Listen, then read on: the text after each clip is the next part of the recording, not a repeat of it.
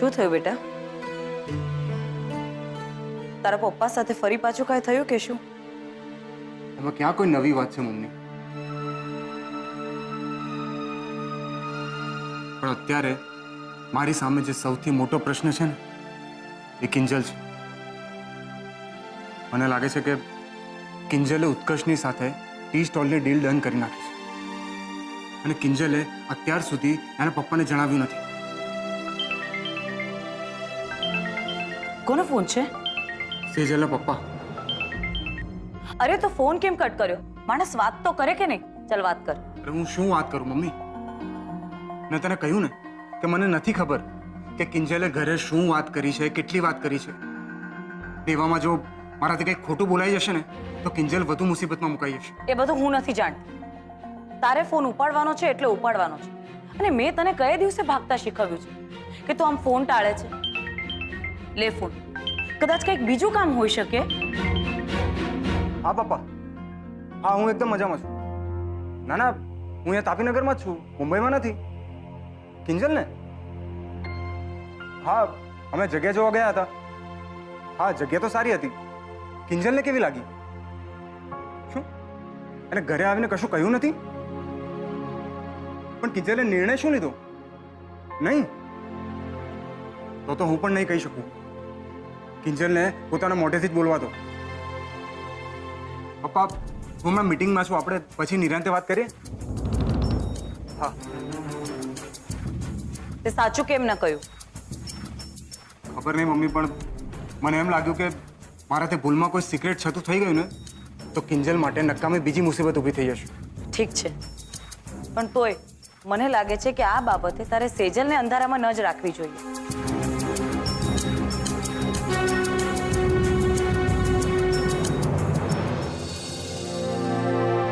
હા, પપ્પા પણ ખરા.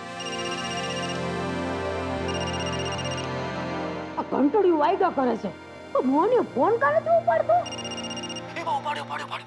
એલા મોહનિયા, તને આખો ભાવ લાગશે ફોન ઉપાડતા? મેં તને એના હાટુ ફોન કર્યો છે કે તારી દીકરી વાલનો દરિયો એવી કિંજલડી ખરી ને ઈ એના જૂના દોસ્તાર હારે ભેળી થઈ. યાદ છે ને તાપીનગરની રાણી? તને મારા મનની ઠપરાણી થવું ગમશે? ઈ વાળો ઉછાંછડો ઉત્કર્ષ્યો તેણે ઉત્કર્ષ્યા હારે મળીને ચાની દુકાનનું નક્કી કરી નાખ્યું છે. જો મોહન, આ તો ભાઈ સાહેબ મને પેટમાં બળ્યું ને એટલે મેં તને ફોન કરીને જણાવ્યું. તું માન કે નો માન, પણ હું તારી માં તો ખરી ને. બાકી તું ને હું બહુ સારી રીતે જાણીએ છીએ કે તારી કિંજલડી અને ઓલા ઉત્કર્ષ્યા વચ્ચે કેવા કેવા ધંધા રંધાણા હતા. જાણસ ને?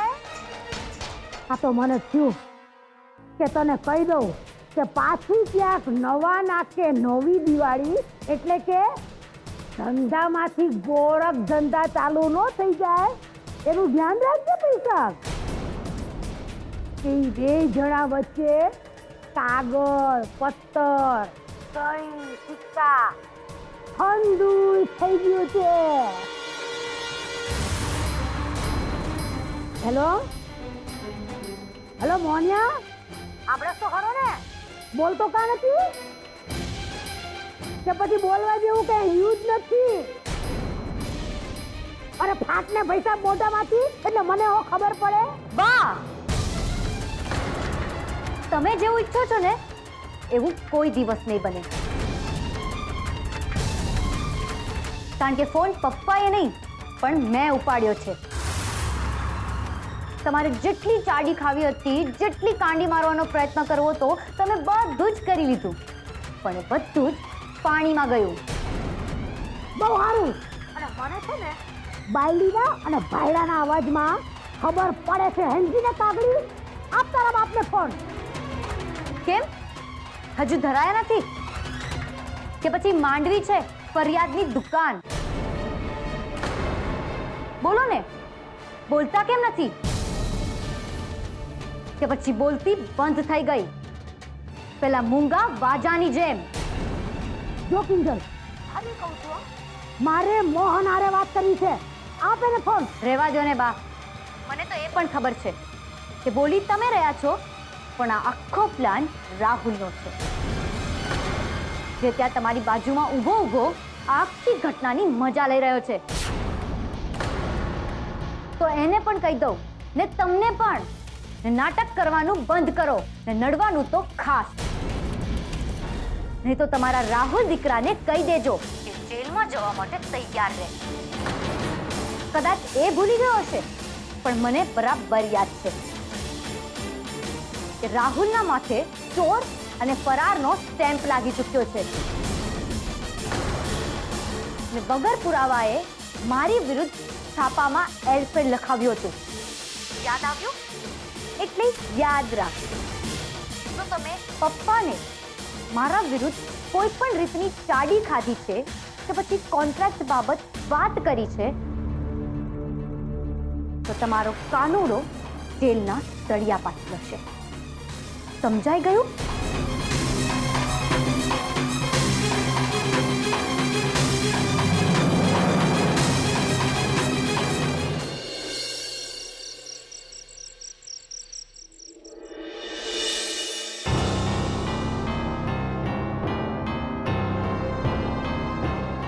અરે બાપરે, આ પપ્પા એમની રૂમમાં નહીં ને અહીંયા કેમ બેઠા છે? શું કરું? એમને જગાડીને કહું કે ખુરશી પર બેઠા બેઠા એમની કમર દુખી જશે. બેટર છે એ એમની રૂમમાં જઈને સૂઈ જાય. ના ના, જો પપ્પાને જગાડીશ તો એ મને પાછા 100 સવાલ કરશે. અત્યારે તો એમનાથી દૂર રહેવું જ મારા માટે સારું છે. કિંજલ, હા પપ્પા. ક્યાં જાય છે બેટા? આવ, તારી પાસે આવ બેટા. બેસ. શું થયું આજે? રોજ તો તું મને જય શ્રી કૃષ્ણ કહીને જાય છે, આજે ભૂલી ગઈ? ના પપ્પા, હોય કઈ. આ તો તમારી આંખ બંધ હતી ને તો. તો શું થયું બેટા? મેં તને કહ્યું છે ને, મારી આંખો બંધ હોય તોય તારે મને જગાડી દેવાનો, વિચારવાનું નહીં. યાદ આવ્યું? અરે હા, તું દુકાનની જગ્યા જોવા ગઈ હતી, શું થયું કે તો ખરી?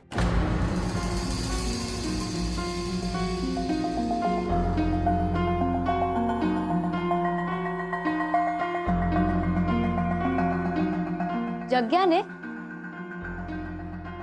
પપ્પા, એ તો બહુ દૂર હતી. બોલો. અને તમે તાનપુરા સાંભળ્યું છે? પપ્પા, તમને ખબર છે હું ને રૂપેશ જીજુ કેટલા દૂર પહોંચી ગયા હતા? ને રૂપેશ જીજુએ તો બ્રેક મારી કે એ પહેલા જ કહી દીધું કે કિંજલ આમાં ના પડાય, રિજેક્ટેડ. સાનપુરા? બેટા, આ નામ તો મેં ક્યારેય નથી સાંભળ્યું. હા તો ક્યાંથી સાંભળો પપ્પા, નવો એરિયા જ છે, હજી ડેવલપ પણ નથી થયો. બોલો. ઓહ, પણ મને એમ કે બજાર તરફ છે કે પછી બસ ડેપો તરફ? કેમ પપ્પા, આટલા બધા સવાલ કેમ પૂછો છો? આની પહેલા તો તમે ક્યારેય મને આટલા બધા સવાલ નથી કર્યા. મને ખબર છે બેટા, પણ દુકાનની ચિંતા હું પણ કરું કે નહીં? ઘરથી દુકાનનું અંતર કેટલું છે, આવવા જવાનો ખર્ચો કેટલો થશે, ને એમાંય રૂપેશ કુમારનું કામકાજ નવું શરૂ થયું છે. મને એમ થાય કે એને ક્યાં ના હકની તકલીફ આપવી. એટલે હવે તું જગ્યા જોવા જાય ને બેટા, તો હું તારી સાથે આવીશ. ના પપ્પા, તમારે આવવાની કોઈ જરૂર નથી. કેમ? હું તારી સાથે આવું એમાં તને વાંધો છે? વાંધો શું આનો? પણ તમે થાકી જાઓ ને. જુઓ, પેલા બસ કરો, પછી રિક્ષા કરો, અને ઉપરથી જગ્યા બતાવવાળો માણસ એ પણ હમણાં આવું કરીને 1 થી 2 કલાક કાઢી નાખે. એટલે તો બેટા, 2 જણા હોય ને તો જરા ફેર પડે. ચાલ માની લે કે મારું રહેવા દઈએ, સેજલને સાથે લઈ જા. હવે એમ ના કહેતી હા કે સેજલની સામે પણ તને વાંધો છે. ના પપ્પા, વાંધો શું હોવાનો? પાક્કું?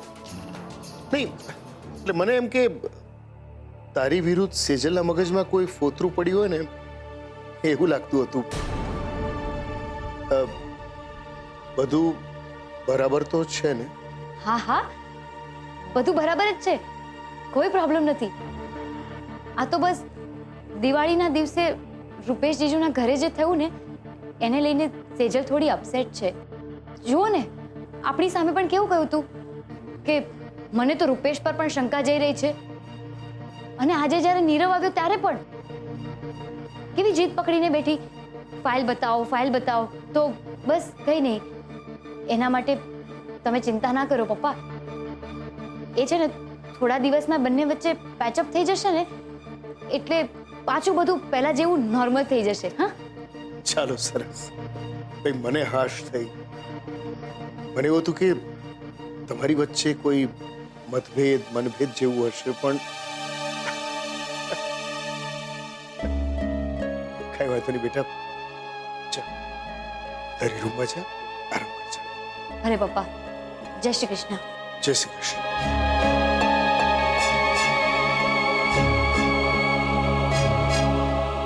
ખબર નહીં કેમ એવું લાગે છે કે કિંજલ કંઈક છુપાવી રહી છે. પણ શું? તેજલ દીદી, પછી તો મને અક્ષય સરે જે મસ્ત એનર્જી ડ્રિંક આપ્યું છે અને મારામાં જે એનર્જી આવી છે કે હું સ્વાતિ.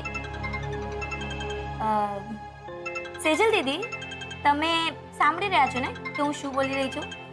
હા હા, મારું ધ્યાન છે, બોલ ને. શું ખાસ ધ્યાન છે? આ જુઓ, તમારી રૂપા રણકી રહી છે. બીજલ, તો એક કામ કર ને, મારા માટે એક મસ્ત ગરમા ગરમ ચા લઈ આવીશ? ચા લઈ આવીશ? મને ખબર છે તમારે રૂપા જીજુ સાથે વાત કરવી છે ને, એકલામાં પ્રાઇવેટ. તું જાય છે કે હું આ મિસ કોલ થવા દઉં? હા સારું, જાઉં છું. તમે તમારે ચાલુ રાખો ને બધું private.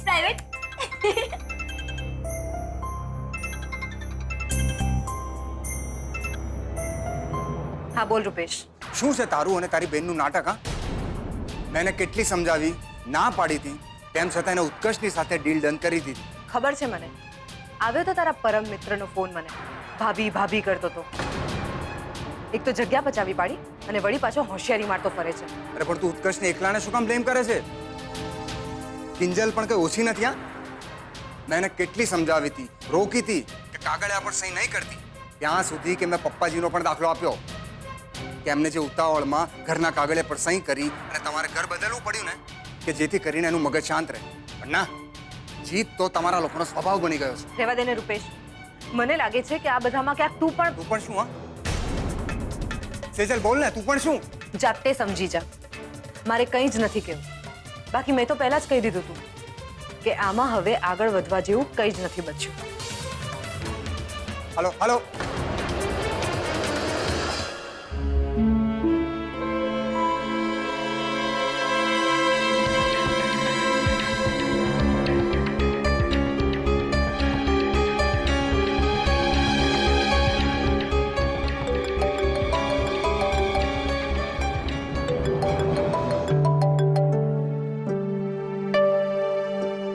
Hello Nirav. Mohan uncle સૂઈ ગયા એટલે મને ફોન કર્યો એમ ને? હા, પણ તને ક્યાંથી ખબર? મને તો એ પણ ખબર છે કે તે આ ફોન મને થેન્ક યુ કહેવા માટે કર્યો છે. અચ્છા, તો મને એ પણ ખબર છે કે હવે તું કહીશ બસ મેં તો મિત્ર હોવાની ફરજ નિભાવી છે. Anyways, thank you Nirav, thank you so much. આજે જો છેલ્લી ઘડીએ આવીને તું એમ ના કહેત ને કે આ ફાઇલ મારી છે તો હું તો મરી જ ગઈ હોત. મરવાની વાત નહીં કર કિંજલ. હજી તો તારે ઉત્કર્ષ સાથે મળીને ટી સ્ટોલ શરૂ કરવાનો છે. તને એ પણ ખબર પડી ગઈ કે મેં ઉત્કર્ષ સાથે ડીલ ડન કરી લીધી છે? હા, અને મને એમ પણ લાગ્યું હતું કે કદાચ તારે મારી મદદની જરૂર પડશે, એટલે જ તારી પાછળ આવ્યો હતો. અને જોયું, ખરેખર મદદની જરૂર પડી ગઈ. અને નસીબ જોગે મને સૂચ્યું કે આ ફાઇલ મારી છે એમ કહી દઉં. એકચ્યુઅલમાં પપ્પાને મેં હજુ સુધી ઉત્કર્ષ અને કોન્ટ્રાક્ટવાળી વાત નથી કરી. વિચાર્યું હતું કે એકવાર 30 સ્ટોર શરૂ થઈ જાય ને પછી બધું કહીશ.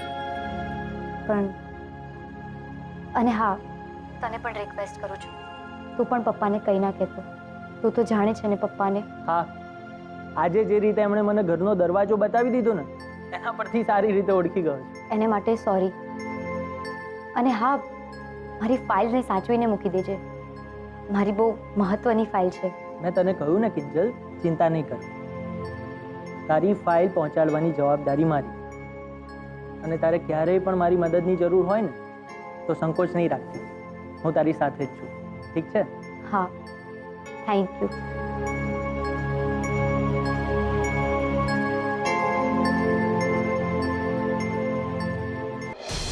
આ તું શું કરી છે સેજલ? કિંજલે ઉત્કર્ષ સાથે મળીને પિસ્તોલની જગ્યા બાબતના કાગળ ઉપર સહી કરી દીધી. હા પપ્પા, હમણાં જ રૂપેશનો ફોન હતો. મને કહેતો હતો કે એણે કિંજલને ઘણું સમજાવ્યું, ઘણું કીધું કે આવું પગલું ન ભરે. પણ કિંજલ છે કે કોઈની વાત માનવા માટે જ તૈયાર નથી. એને બસ પોતાનું ધાર્યું જ કરે રાખવું છે.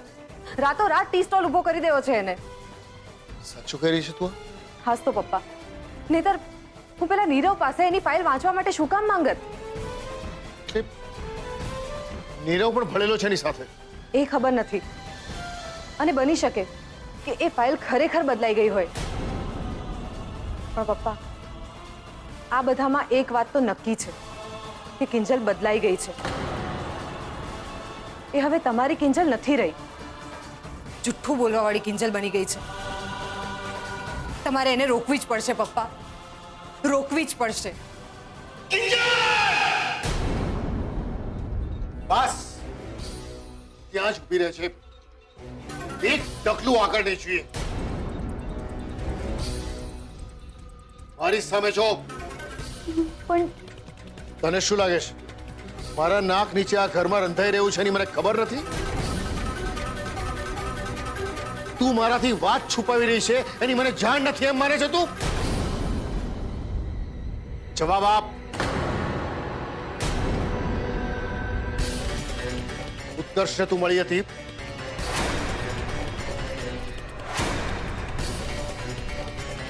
ઉત્કર્ષ સાથે તે કોન્ટ્રાક્ટ સાઇન કર્યો? જવાબ આપ મને.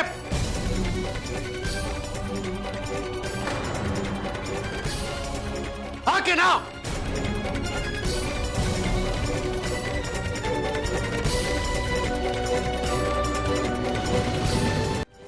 વાહ, સરસ. એ કુળદેવી માં, ચડતી કરજો મારા કુળની, મારા કુળની. પપ્પા, જરાય નહીં. તને ખબર છે ને, તને હું મારું માન, સ્વમાન, સ્વાભિમાન માનતો આવ્યો છું. અરે કુળદેવી માને મેં એ જ કહ્યું તારા માટે કે એને ખમ્મા ને ખમૈયા બંને દે છે. સેજલ બીજલ બંને મારી લાડલી દીકરીઓ છે, છતાં મેં તારા માટે ખાસ કહ્યું. એ જુઠ્ઠાણું ચલાવીને મને મારી નજરમાં જુઠ્ઠો પાડી દીધો. નહીં પપ્પા, એવું નહીં બોલો. મારી વાત તો સાંભળો.